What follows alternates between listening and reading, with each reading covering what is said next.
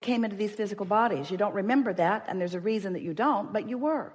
You were source energy before you came into these physical bodies, and now you are an extension of that source energy.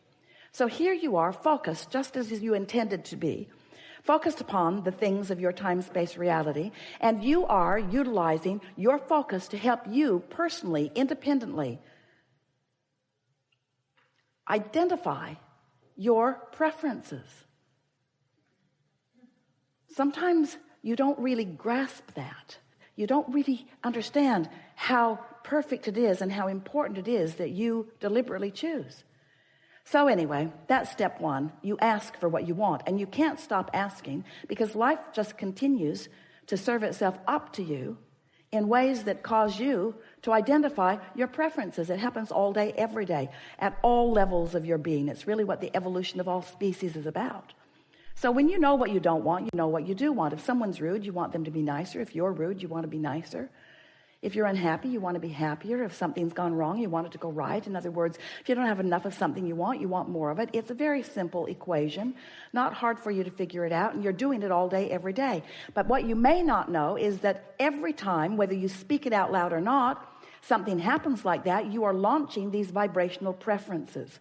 And the larger part of you is aware of the preference that you have launched and becomes it, because your inner being is unconditional. Your inner being rides the rocket of your desire. When you say, I prefer something, your inner being doesn't say, well, there aren't that many of them going around. Your inner being doesn't say, well, that's risky business and it's unlikely. Your inner being doesn't say, you don't have the education for that, or the money for that, or the background for that. When you launch a rocket, a request, a preference, a desire, your inner being becomes a vibrational match to it immediately. And because you are an extension of that inner being who has become a match to it, now you hold the potential of splitting your energy if you don't become a match to it too. You see how it works? When you say, I want that, the source within you says, done. We're there. We've got it. We're a vibrational match to it. Because everything that manifests is first a vibrational frequency. And the source within you will give you this, can more easily match your desires because in the energy stream, it is immediate. In your manifestational world, you've got some bugs to work out of your vibrational frequency. Source doesn't have to work those bugs out because Source already believes in you. Source already knows your value. Source already knows your worthiness. Source remembers why you came and who you are. So when you launch a rocket about something that you would like more of, Source is right there in that frequency. And in fact, the only reason that any of you ever feel any slight or strong negative emotion is because Source finds the frequency, the fullness of the desire that you have launched. And when you don't, there's vibrational discord between you and Source. Does that make sense to you? If there were ever a way for you to understand that Source exists, it must be in your emotional awareness. Because if there were not someone keenly interested in you and holding a vibrational frequency about you, then you could think anything you want and you would feel no vibrational variance. That's something really to think about. When you feel negative emotion, it always means the same thing. You've got a different opinion about this than Source has about this. And that's something else we really want you to hear. Source does have an opinion about this and this and this and this. Now. Source adores you. When you're mad at yourself, you've got a split going on. There's a gap widening.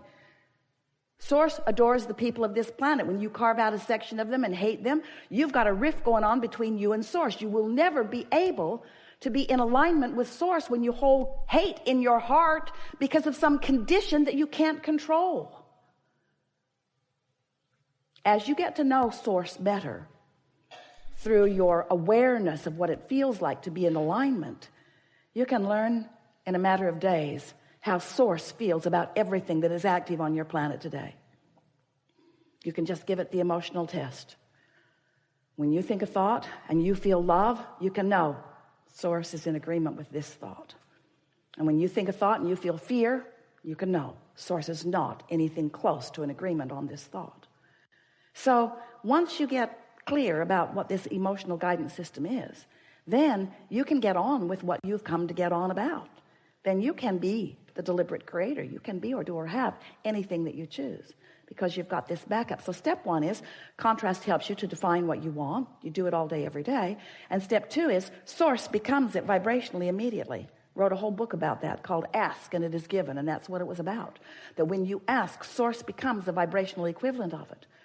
The energy that creates worlds. Imagine that. The energy that creates worlds, the vibrational equivalent to your desires. Keeping the light on, keeping the vibration steady, so that anytime you get in the vicinity or away from the vicinity, you'll know where you are in relationship to it. Helps you to zero in on who you really are and what you really want, to become the fullness of all that you are.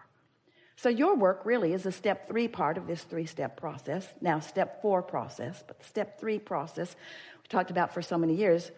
Ask, source answers, and then you must find a way to become a vibrational match to what you're asking for.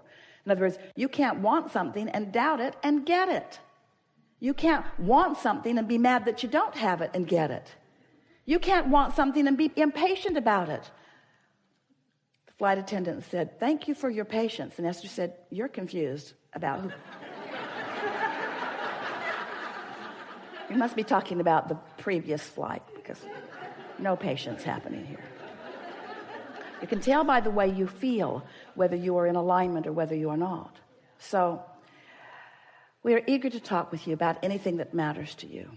We're going to help you to find some ways, if you want them, to line up easily with who you are and what you want. In some ways, some of the things that we will suggest today, you will stubbornly protest against a little bit, because it's just going to seem too simple. And some of the things that we're going to say to you and promises that we're going to make to you, you may even doubt a little bit, because they're just words that sort of kind of make sense, and maybe you feel resonance with them, but you haven't had the manifestational evidence in your life yet about it. But we know that with just a little bit of listening and a little bit of resonating and a little bit of awareness and then a little bit of focusing, that you will find manifestational evidence about everything that we talk about here today. You're going to know precisely how your thoughts become the reality that you are living, so that not only you are aware of it, but others who are observing you as well. So as we've been talking to you about launching these rockets of desires, we also wrote a book about where they go. We called it The Vortex. It's this vibrational reality. It's this vibrational reality that you cannot yet see or hear or smell or taste or touch. You can feel it emotionally. Well, that's just annoying to people. We spent a lot of time trying to talk you into getting into the vortex where everything you want is. And you were very nice to us. No one ever got up and left the room. Well, just that one guy. But you were interested about the vortex, but you began saying things like, "Okay, so my fortune's in the vortex, Abraham. I want it to come out of the vortex and into my bank. Because it's nice knowing that I've created realities that I can't see yet, or that others can't see, but really, how long can this go on? How long do you think you can keep me hopeful about things that aren't tangible?" And we say, it was never your intention to come and live without the tangibility. You are in a time-space reality where you can measure your existence through your manifestations. We just want you to understand that if you've got a vibration going on that is keeping you from being a vibrational match to what you want, the manifestation that you want cannot come. And you wouldn't want it to. You wouldn't want it to. So then we began talking to you about, so here's all of this vibrational reality, and you're going, yeah, we accept it, get on with it. How do I get it into my reality where I can see it, where others can see it? And so we began talking about your point of attraction. For a while we called it a grid. It's your point of attraction. It's like the framework of who you are, looking for different ways to help you feel the reality of your point of attraction. Your point of attraction, where you stand. And mostly it's about how you feel right now. How do you feel right now? What's your mood? What is the mood that is swirling around you? Because your mood is the best indicator that you have to let you know what the vibrational atmosphere is that you've got going on. And your vibrational atmosphere matters because it is your point of attraction. How you feel, your mood, the thoughts you're thinking, the beliefs you hold, what's going on, the conversations you have, how you move in the world, how you feel in the world, what you're doing now. Right now, you have a relationship with your vortex. Right now, you have a relationship with your vibrational reality. And the question that we want you to ask yourself is the relationship that you have with something that's in your vibrational reality, in your vortex, is the relationship you have one of holding it away? And you can tell by the way you feel whether you are holding it away or whether you are allowing it in. You can also tell by whether it's coming in or not. We're not asking you to just hold yourself in this emotional state of being and just take our word for it. What we're saying to you is take our word for it, hold yourself in the emotional state of being, and watch the evidence move from your vibrational reality into your reality until before long you will have such confidence in your ability to manifest anything that you desire, because you will have discovered what kinds of things you've been doing that have been preventing the things that you want from coming easily.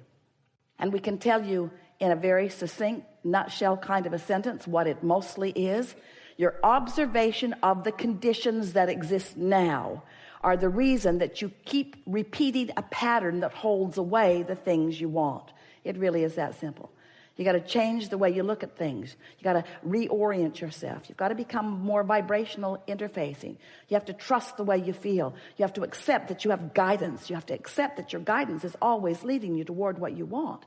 And you have to be aware of when you're moving toward what you want and when you're not moving toward what you want. And you have to accept that the emotions that you hold are the indicator of whether you're moving closer or further. You can just tell. You'll get so good at this that you'll be in the middle of a conversation and you'll stop talking right in the middle of it, because you'll realize that you're moving away from what you want rather than toward what you want.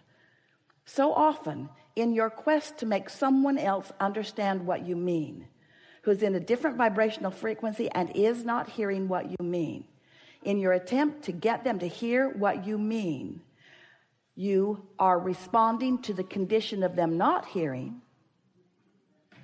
So you are basing what you are saying based upon what they are not hearing, and then you join them in their frequency rather than maintaining yours, and then instead of them hearing what you mean, you hear what they mean, and nothing changes. Oh, you got that, didn't you?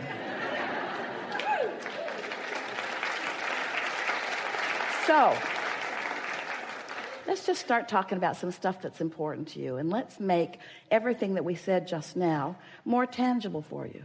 We want you to feel your thoughts becoming manifested. We want you to feel the movement of the vibration into awareness, into emotion, and then into see it, hear it, smell it, taste it, touch it, tangible, manifested stuff, just like you intended. You're not here just to accumulate stuff, but you are here as a masterful creator. You're here to mold the energy. And how your life is playing out is evidence of how you're doing. We have enjoyed this interaction immensely.